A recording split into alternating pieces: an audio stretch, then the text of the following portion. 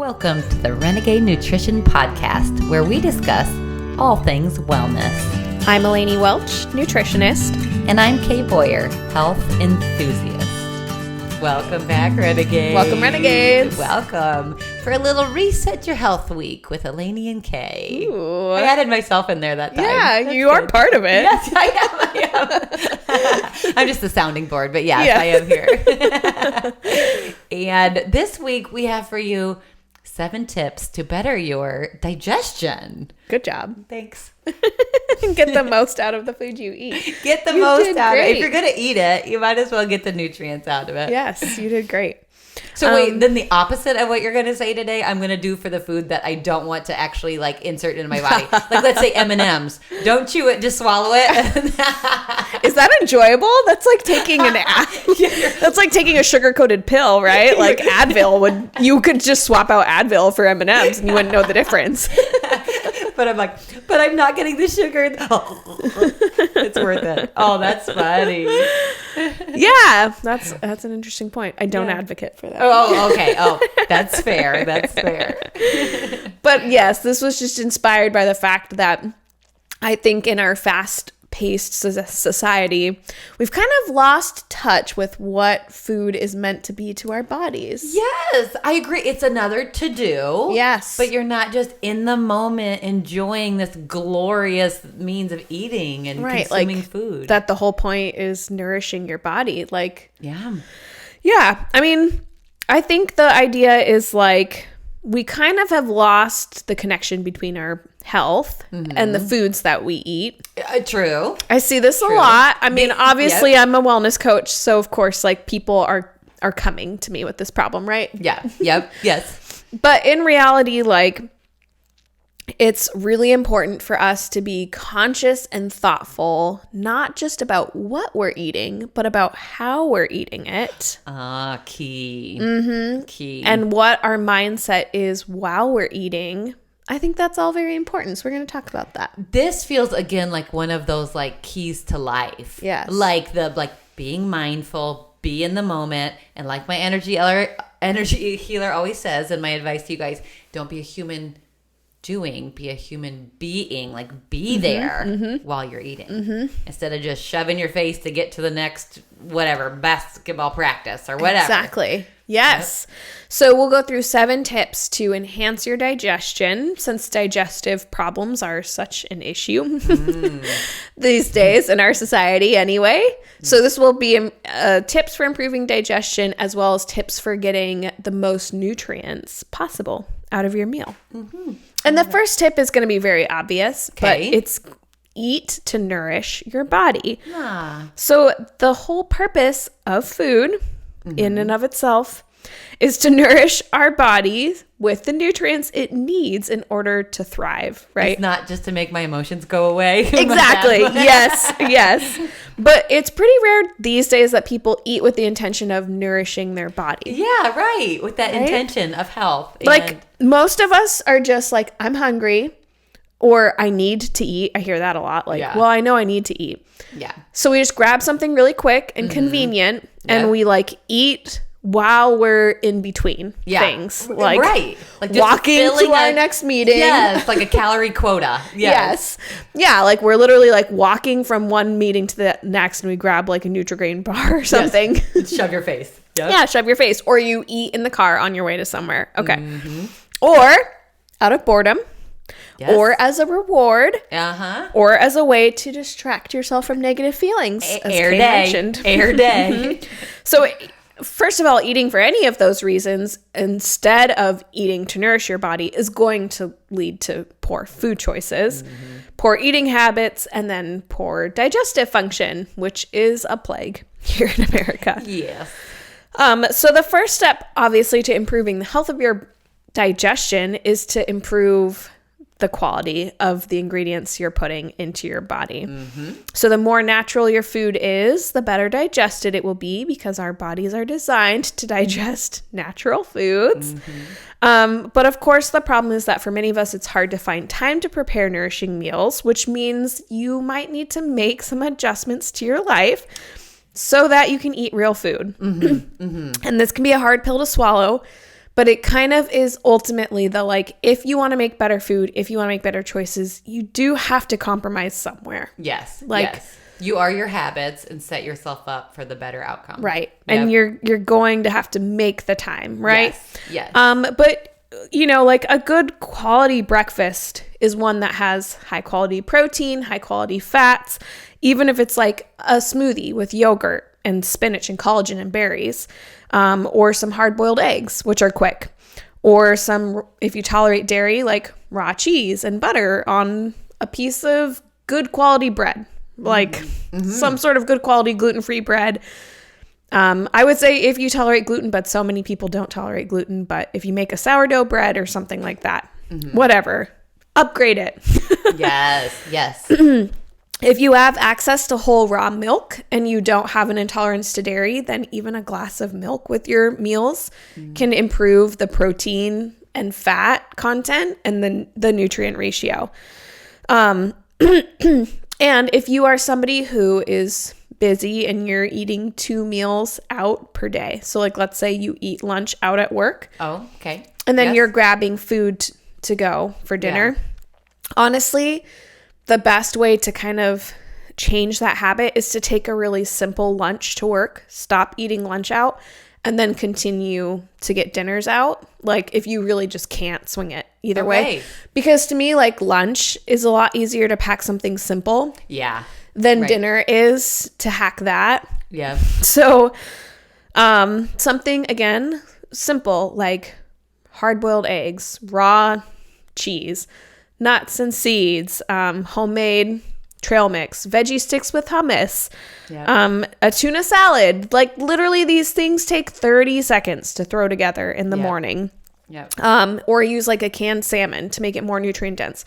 Pack crackers. Like, it's not that hard. Pack an apple with almond butter. Just pack simple nutrient dense things. And if you're eating a nutrient dense breakfast, making yourself a good quality smoothie, again, 5 minutes. It's not hard. Or hard boiled eggs or something like that. Don't worry. If you're eating hard boiled eggs for breakfast and for lunch, that's not a bad thing. Okay. As long as you tolerate eggs. Yes. Like just keep it simple. And then that way you're giving your food nourishing, or you're giving your body nourishing food for breakfast and lunch. And then when you go out to dinner, or if you have to grab dinner to go, just make a good conscious choice. We just had a whole episode on like healthy eating tips for traveling. If you listen to that, we give you lots of tips for ordering healthy foods in a restaurant. Right. I'm addressing people who like can't make the change all the way. But you need to start taking steps somewhere, right? I'm never going to be able to be like, here's how you can continue living your lifestyle exactly as you've been living it and get better. Right. You don't change, there won't be a change. It won't be a change, right? Okay, I'm going to throw out some tips while you're throwing out tips. So let's see. All of my busy working mama friends that try to do like healthier choices, like my friend Stacia, shout out. She comes home to HelloFresh, and they have some meals that really are like 15-minute meals that are healthy. I've heard good things about them. Yep, that's a good one. My other girlfriend, who's a hardworking mama who gets home late, they do crock pot meals every day. So she puts it in the morning and it's ready at night. That does take a little morning prep, so there is that. And then my other girlfriend, who she goes through like 3 nights a week, goes through Costco and grabs their rotisserie chicken, friends, on the way home, and then just a veggie side. And then, so those are kind of like those quick, like where mama's working late, we got home late, like, here's our quick meals. And then my husband food preps. Another tip. My husband food preps every Sunday. He does it too. This is all on him. He does a whole plate of chicken, a whole plate of sweet potatoes, and a whole thing of rice in the Instapot. And he separates, he's like a robot though. He's one of those personalities, you know what I'm saying? Which I am not. I'm like the artist brain who's like, no, I do it in the moment. He plans his whole week. He divides it out. Every lunch, he's got the same thing every day. And he But that's wonderful, because how long does it take him? Just a few hours, exactly. I would bet. He spends, I agree, he probably spends half hour prep, hour cook, and then a half hour, putting it together. So an hour on a Sunday split with the cook in between. Anyway, with the baking in between. And then the rest of the week, he just heats up his food. Yeah. And he's all set. Just So that there one you day. go. No excuses. No it takes excuses. like 2 hours, including bake time on a weekend, Yes, for to the make whole week. a whole week's worth of lunches. And Yes. we talk about the importance of getting variety into your meals. Listen, if you are eating a standard American diet and you are eating a processed breakfast, a processed lunch, and a processed dinner, I do not care if you eat the same thing every Of day real food. for lunch, as long as it's real food. Yes, so true. Don't get stuck in the details, because we talk about like, oh, variety is important. So don't become so fixated on Yep. that then Yep. you just end up not Yeah. like frozen. Right. And you end up not prepping any lunches because you're Yep. like, oh, well, I could prep 5 days worth of rice, Yep. chicken, and sweet Yep. potatoes, but Eleni said I need variety, so now I can't do that. No, just do that. Just do that. And then the next week, switch out the sweet potato for another veggie or whatever. yeah. Oh, and in that same hour, my husband also does avocado egg bites for breakfast. In the Ooh. Instapot, it has these little egg holders, and he mixes the scrambled eggs with avocado in each little dish. And Okay. he makes these little bites. And then, so in that hour, whatever, he also makes his breakfast every day. On So the go. literally in that 2 hour period, he Breakfast makes and lunch. breakfast and lunch. Okay, Boom. there you go. That's inspirational. Yeah, it's pretty good. Also good even for moms who are like at home with their kids who don't have time to make food all Right, day, right. which is what you'd be doing otherwise. That's some great options. Yep. I bet you could make a bunch and freeze them. too. Yes, absolutely. I love that. And then other like quick things you can do is buy like sandwich meat and buy Yes. like romaine lettuce and make lettuce wraps, right? Like Yes. even I used to do this Yep. when I worked. I would literally bring like a bag of washed head of lettuce to work, because most workplaces have refrigerators. If Yes. yours don't, they need to. Right, you can buy one there. We'll get you one for $50. I think it's like an OSHA requirement. You have to give employees a Yes. way to bring food, right? Yes. So I would have a bag of lettuce, and then I would just pick up at the store at the beginning of the week like a thing of like organic sliced turkey, a thing of organic sliced cheese, and then at work on my break I would just go and put a piece of cheese and a piece of turkey on a lettuce wrap, and that Yep. was my lunch every day. Yum. Better than like eating McDonald's. Yeah. Right? Yep. And it's so fast. And I'm not doing any of that prep at home. I'm doing it at work because I have a 30 to 45-minute lunch break or an hour Yep. lunch break, depending on what your work schedule is. Yep. Right. So just have the healthy snacks there at work. Cheaper than a fast food. Yeah, pack Yep. veggie sticks, keep nuts at your desk, keep Yep. healthy snack foods at your desk. Yep. So Yeah. you have it all made. Sounds delicious.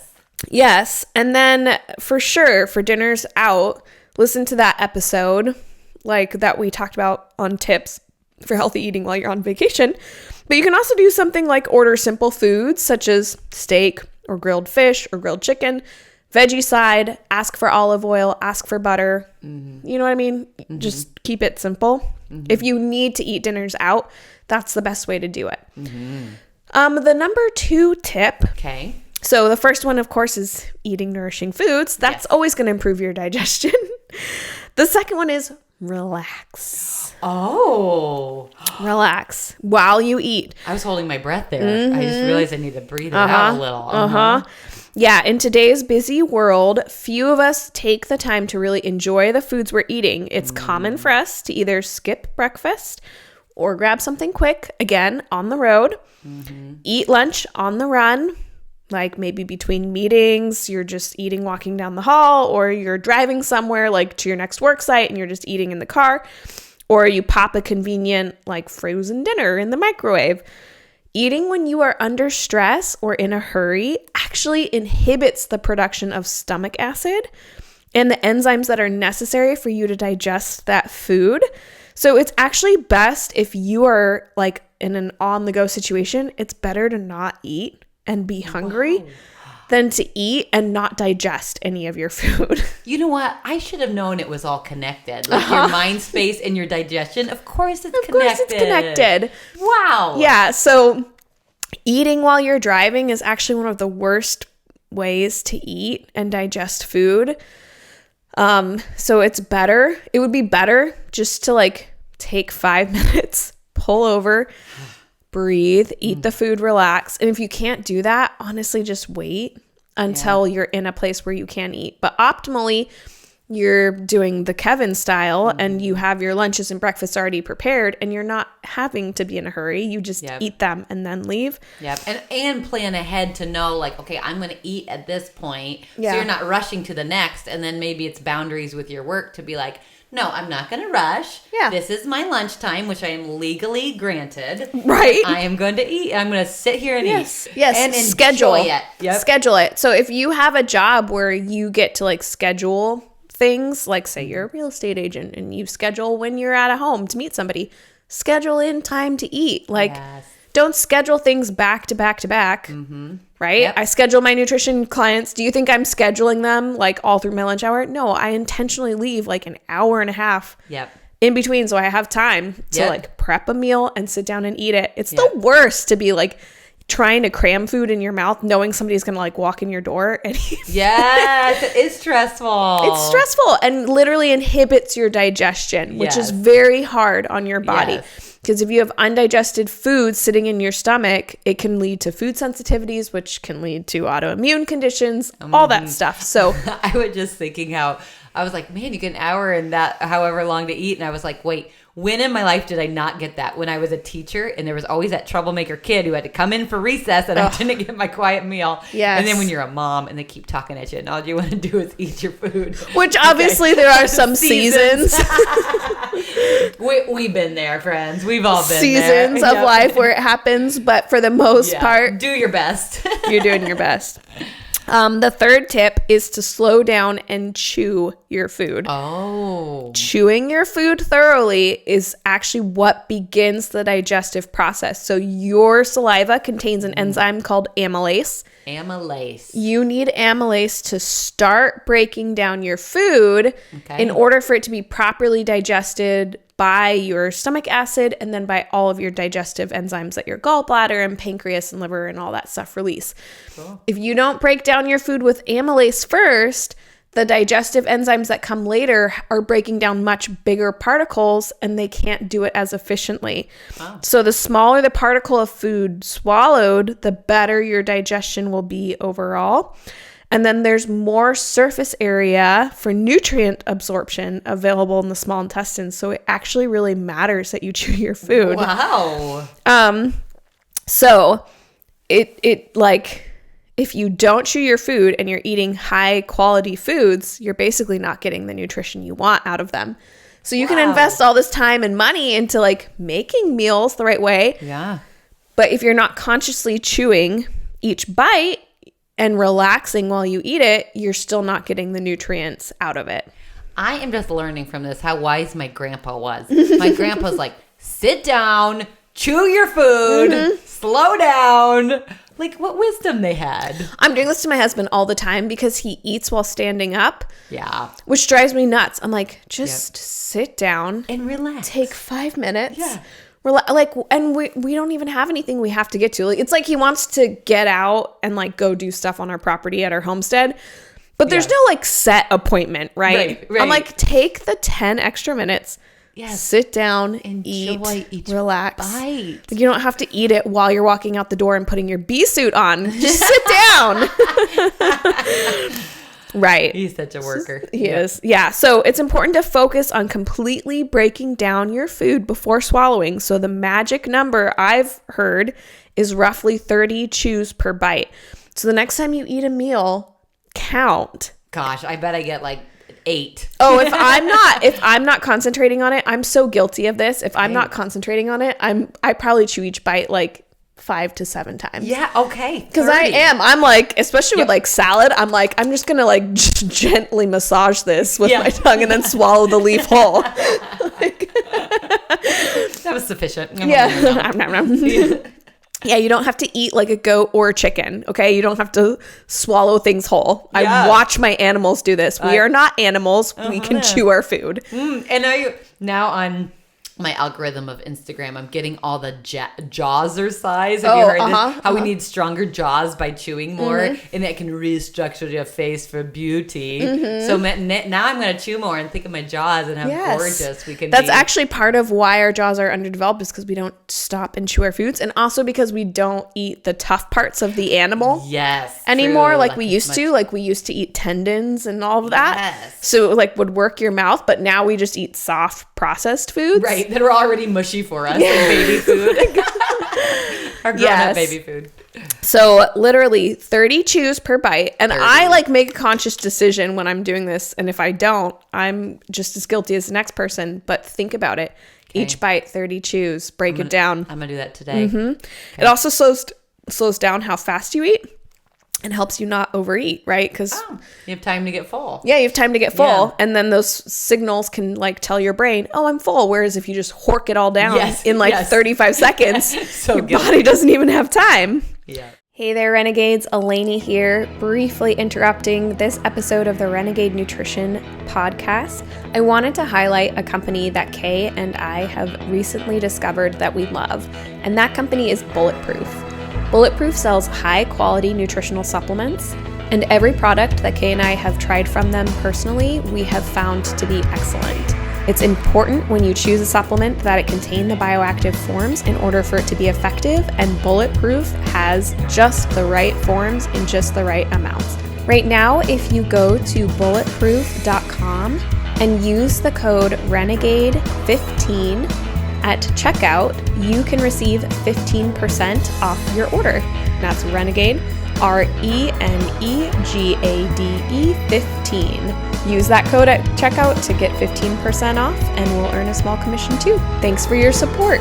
All right, back to this week's episode of the Renegade Nutrition Podcast. The fourth tip is to eat your enzymes. So enzyme-rich foods are very helpful to our digestion. I don't know what this is. I've never heard of this, and I have a podcast on nutrition, Eleni. Some of the enzyme-rich foods are things like raw milk and raw cheese. Yeah. They have lots of enzymes in them. Raw milk has lots of enzymes. Well, I have to be honest. This is like a new territory for me to think about. So if you tolerate dairy, raw, it has to be raw. Pasteurized milk is heated. Heating food destroys a lot of the enzymes that are in it. So it has to be unheated, which is one reason why many people who are lactose intolerant can drink raw milk, because it contains the enzymes and bacteria that your body needs to break down lactose. Whoa. So it's like a built-in lactate. Yeah. Which is why they can have raw milk. But if it's heated, those enzymes and bacteria have been destroyed, and then your body has to digest the lactose, which is why if you're lactose intolerant, you can't handle it. Wow. So enzyme foods helps. I've never looked this up. What's like a list of enzyme type of foods? So are you getting there? This is raw I'm milk, curious. Raw cheese. Okay. Tropical fruits like bananas, pineapple, and papaya all contain enzymes. Raw honey is also a good source of enzymes. Whoa.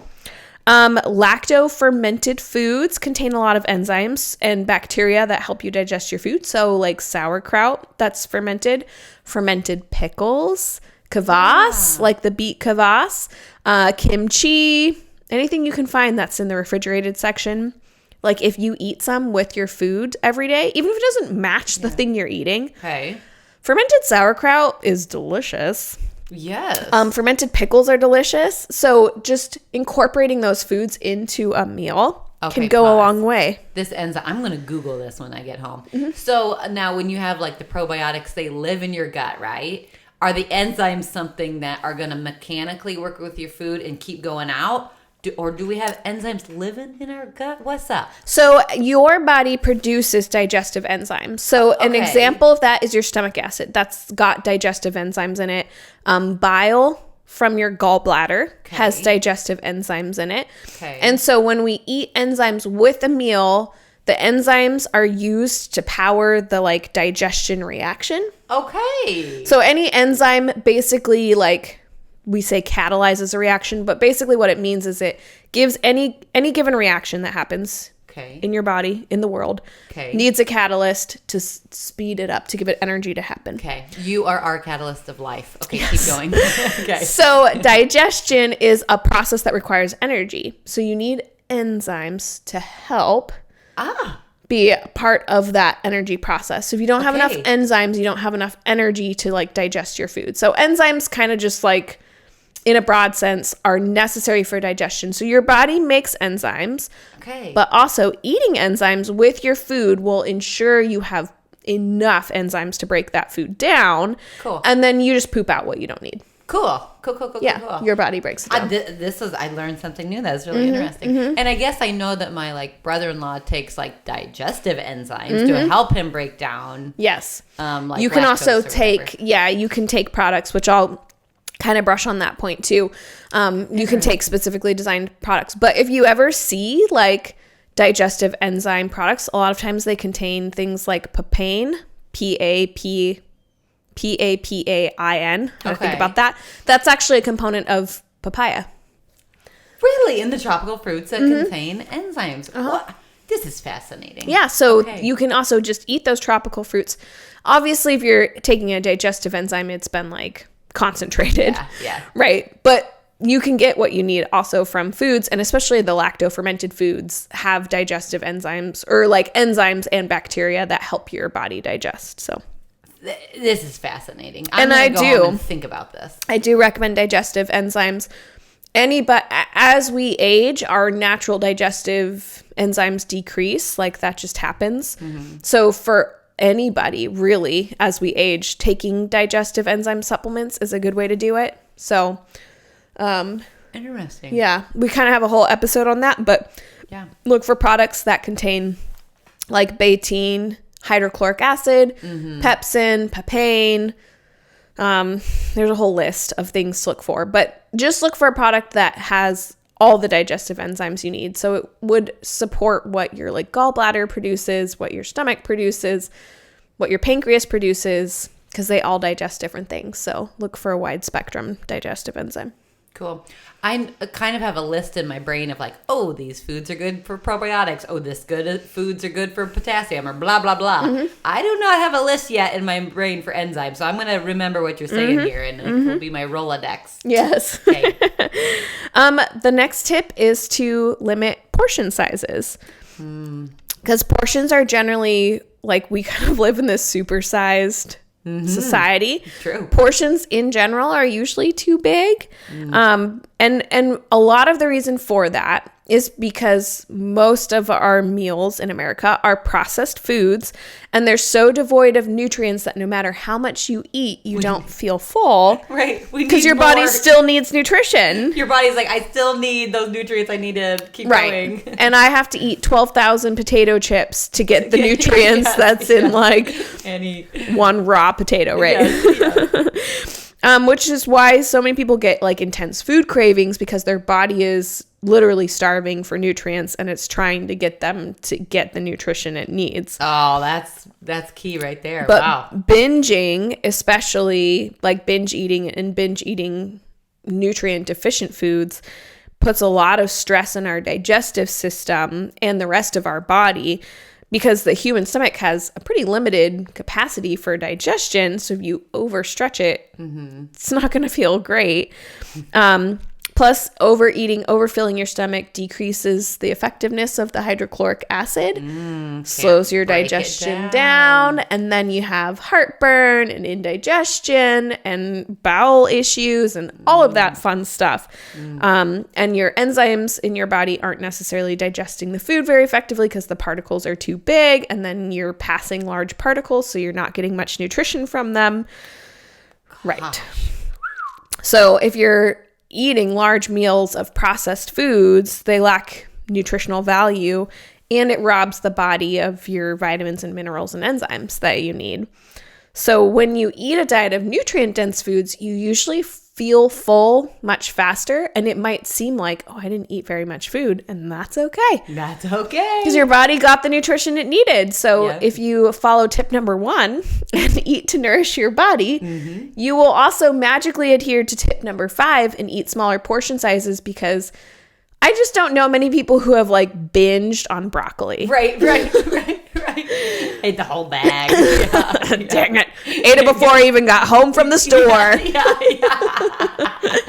That's awesome. But there's a reason for that. It's because your body's like, oh, I have all the nutrients I need, and it tells you to be full. It's like, because you're actually getting nutrition from it. So there's a reason why you can eat like 1,000 potato chips. Yes. But you can't eat 1,000 heads of broccoli. Yes. Right. Yes. Yeah, because one has nutrition, right?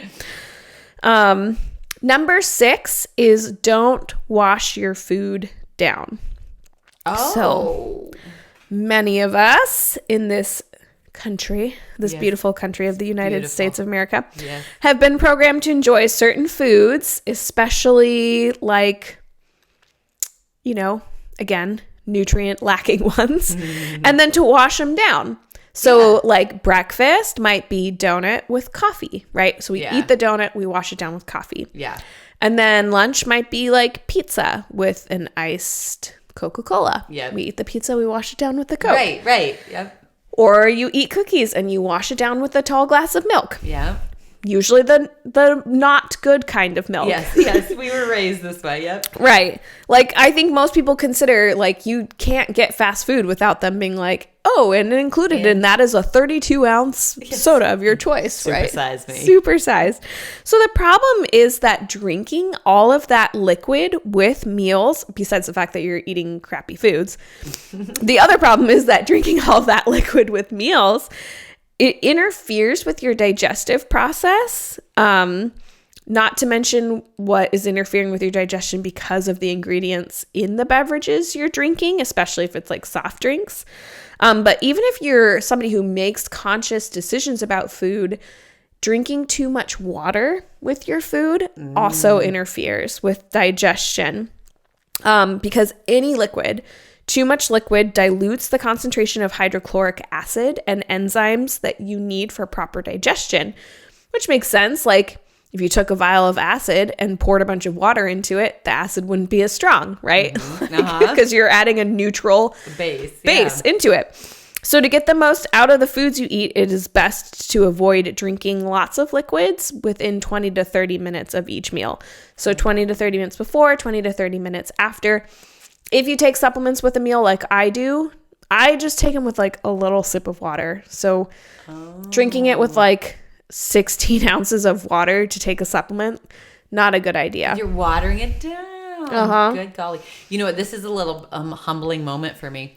I had a friend who we were eating our lunch and they didn't have a drink with them. And I was like, oh, let me get you a drink. And they were like, no, I don't drink with my meals. And I, in my ego, in my pride, I was like, that is so unhealthy. In my mind, I said that. And look, now they're right. They're right. Yeah. It slows your digestion down. I'm so humbled right now.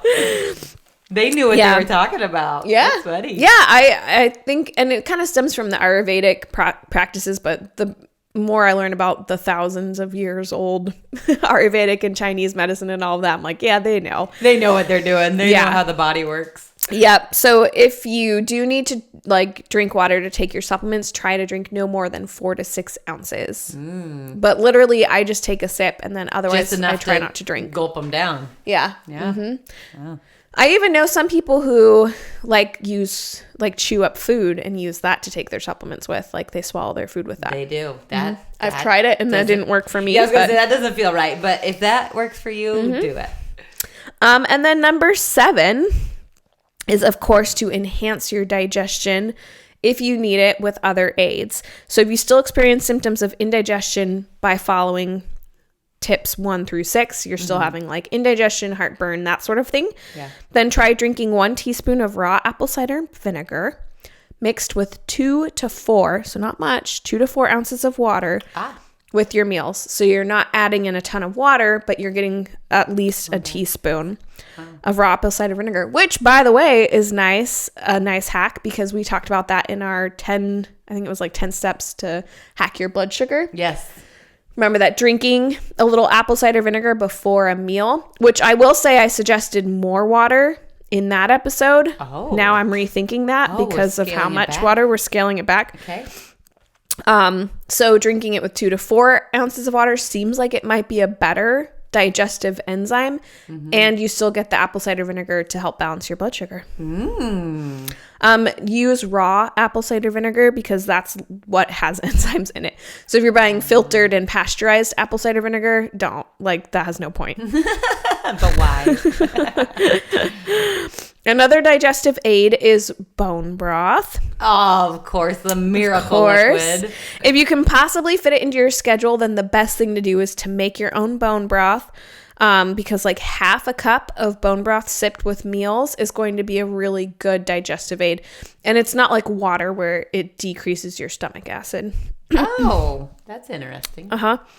And then, of course, we have a whole episode that you need to go back and listen to where we talked about this. I think it was like the shocking solution for heartburn and GERD. Yes.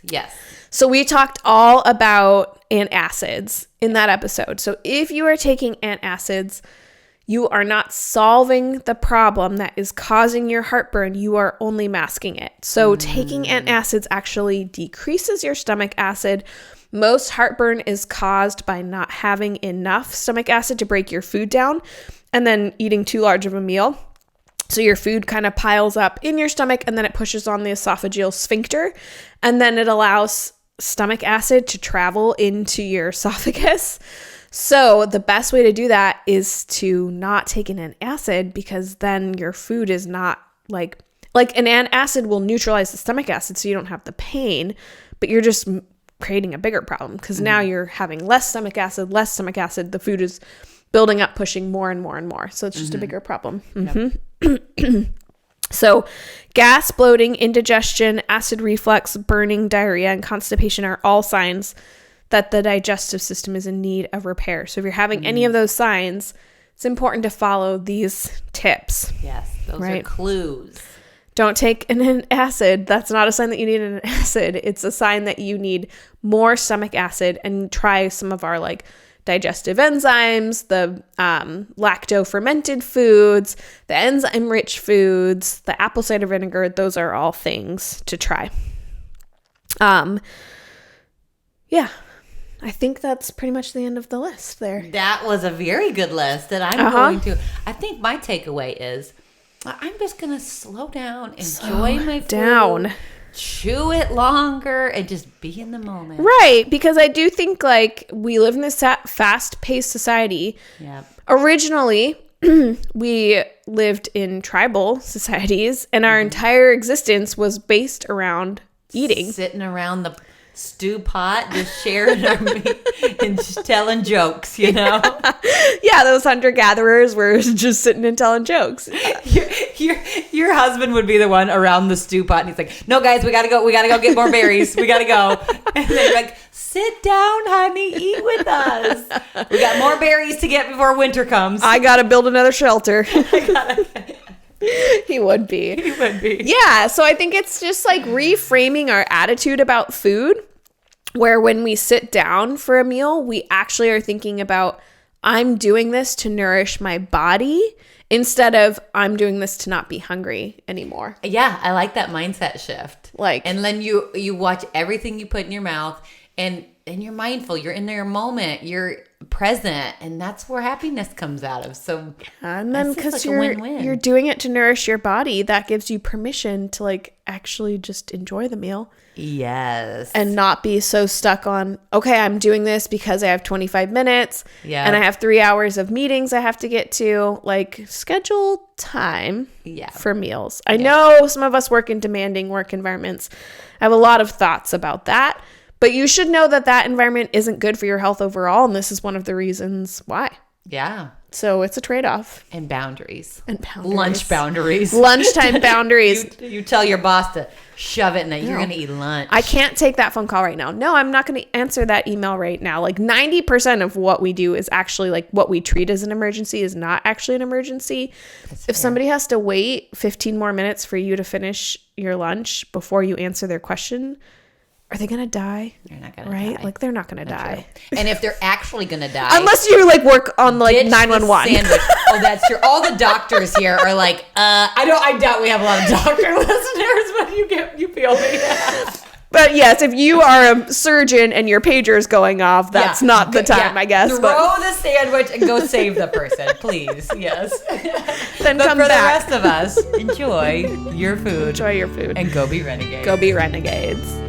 Thank you for listening to the Renegade Nutrition Podcast. Please keep in mind that this podcast is an educational service that provides general health information. The content on this podcast is not a substitute for direct, personal, professional medical care and diagnosis. You should always talk to your doctor before making a dietary or lifestyle change. Go be renegades! Go be renegades!